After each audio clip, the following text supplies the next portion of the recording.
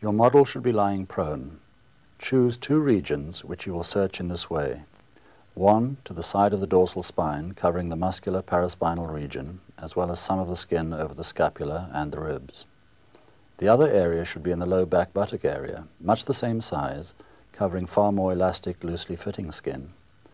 Mark these areas with a skin pencil and begin the search.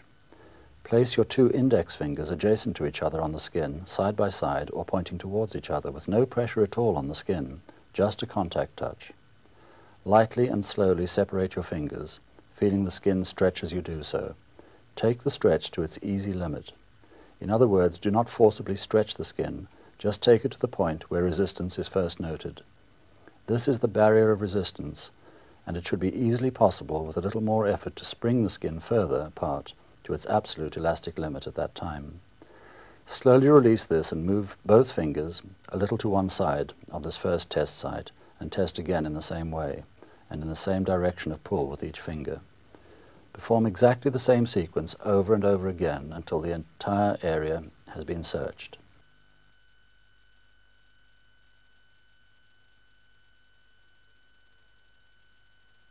When performing the series of stretches, ensure that the rhythm you adopt is not too slow.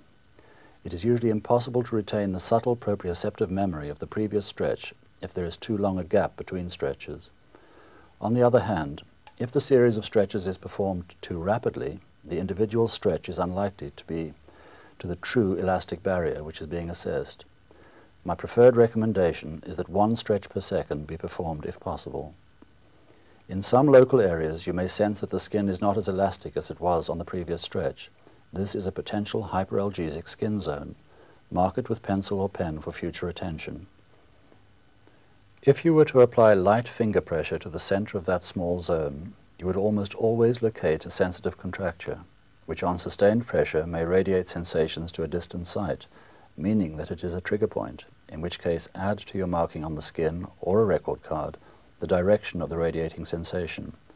Or it may not radiate, meaning that it is either an active acupuncture point, an embryonic trigger point, or some other reflex manifestation.